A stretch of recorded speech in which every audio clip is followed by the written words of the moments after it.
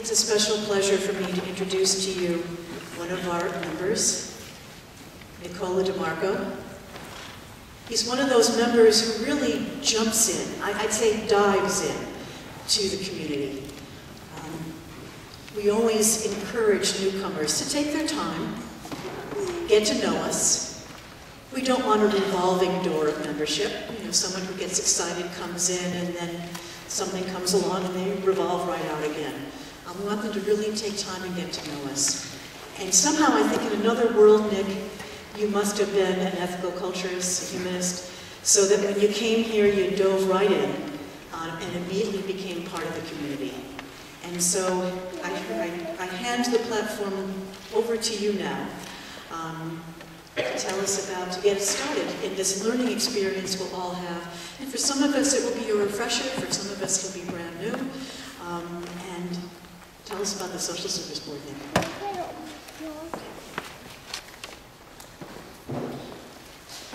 Thank you very much, Anne. Anne should remember that you are the one who introduced me at the new members meeting and got my feet wet, so she propelled me into whatever dive I took. And by the size of me, hopefully I'm making a splash. There's so much to say about the speakers who are here today. We don't have enough time or enough room on the paper that I've handed out to really tell you about the depth of commitment and quality of leadership that we have in this room today. I wanted to personally thank all of you for making this day very possible, making my membership feel fulfilling as it has been. There are two special people in the room today beyond those who I just mentioned, my two nephews, Barry and Jamie. Could you wave? Who are here. They're here at Ethical for the third time in their young lives, and they are community leaders and activists in their own right. So thank you again. My brother, Vincent, has donated $100 as a friend, so the Pledge Committee did its work to bring another person in. And I would be remiss if I didn't come with more leaflets that you didn't get yet, and a sign-in sheet for those who are interested in helping the Social Service Board. So before we get started with the film and the speakers, I wanted to tell you that I became involved with the Social Service Board and became a member and was invited to several meetings with Dr. Phyllis Harrison Ross to advocate for some very important social and health issues that plague our society, beginning with, but not ending with, those who are incarcerated. And Dr. Ross is a leader in the human rights struggle to make sure that people who are incarcerated are given the health benefits and human rights that they deserve. I have been honored to be working as a volunteer and helping her out with staff when I can, in doing a lot of things to make this day possible and in advocating these things. If I were to say all that there is to say about Dr. Ross, we would be here for years. She is a leader in our ethical society, a leader in our community of New York, a national leader, and I would say a world leader in her vision for what needs to be done. The hard work that she's put into the Social Service Board, you'll see in the things that are on the film that she has helped produce, and in the quality of people she has gathered to collaborate with us. Now, I would like you to please give a warm welcome to one of our great ethical leaders and the chair of the Social Service Board, Dr. Phyllis Harrison Ross.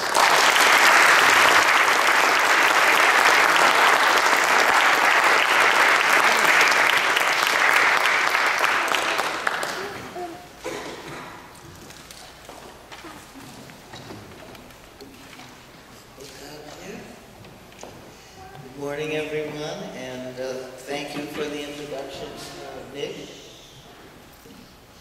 And Dr. Ann Clayson, thank you for your hard work to help us focus and drill down on our religious and social justice mission.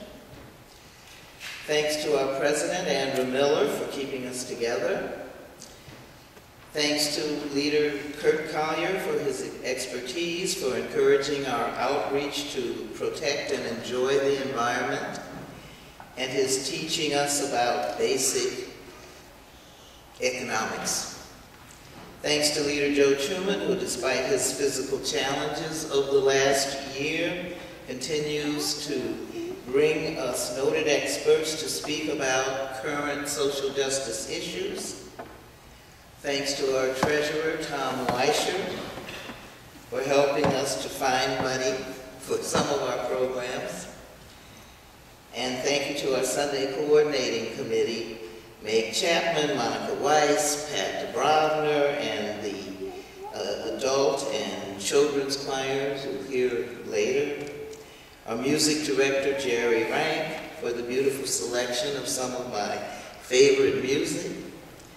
To Bob Liebeskin, to Marlon Rice, and to all of our very special staff, we are really, really coming together as a spiritual community. Now, last week, we members began a vigorous discussion about how to keep the dream of Dr. Adler, our founding leader, alive. And of course, that discussion was mostly about money. I co-chair the Society Finance Committee with Dr. Jim Farrer, and he and I have been participating in this discussion for years. It's an ongoing discussion and we need to have it. But today, we are gathered to chronicle and to appreciate that we have kept Dr. Adler's faith, that we've been working all along to keep his dream alive since the founding of our predecessors in 1876. From its inception, the Society has sponsored social programs, nursing services, housing projects, schools.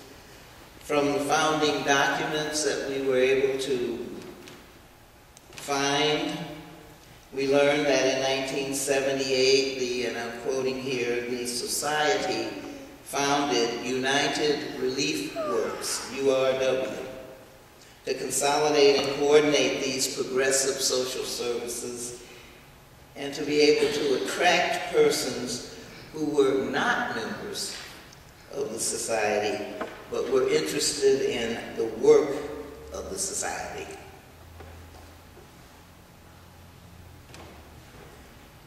Now, some legal complexities resulted in a separate organization, a not-for-profit 501c3 in today's language, and which was set up, again quoting, as closely as possible, physically amalgamated and coordinated with the Society.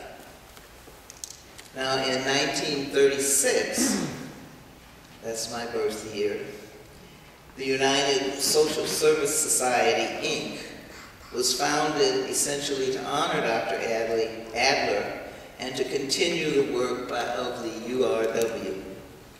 And this new organization was formed, and again I'm quoting, to meet and work together, non-politically, for the purpose of advancing, fostering, developing, and spreading the principles of social security, to gather data and information relating to such matters, to render aid and assistance to its members in procuring benefits, to promote the general well-being, health, happiness, economic and social welfare of its members, to aid its members in obtaining the benefits of governmental housing, to develop, to promote, cultivate, and foster the spirit of the good neighbor, goodwill, mutual cooperation, and the spirit of racial and religious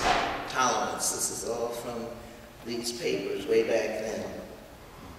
Over the years, there have been some nominal structural and name changes, but in 1971, the present structure was adopted, making the Social Service Board, or SSB,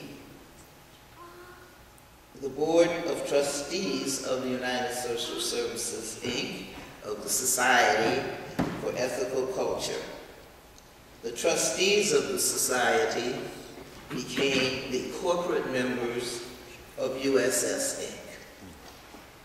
And within this structure, the doing part of the work of the society was then essentially rested with the Social Service Board. While there have been many programs sponsored by SSB since that time, today we want to tell you about a few, and we want to introduce you to our current members, who are also society members, and to our members and collaborators who are not society members, but who, as Dr. Adler envisioned, are working together with us. We'll start with a brief video describing our collaborative efforts, and then we'll introduce you to the SSB and our current collaborators, who will then briefly describe their work and our work together. At lunch, we will have more time for networking and for questions. And now, here's the video.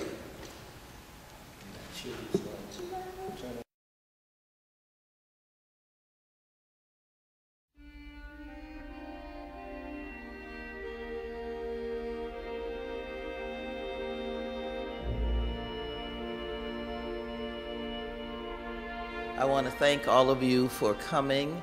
My name is Phyllis Harrison Ross, and I am a trustee here at the New York Society for Ethical Culture, and I chair our Social Service Board. Ethical culture is, in fact, a religious institution, and it is one that dates back to 1876 when Dr. Felix Adler first founded it.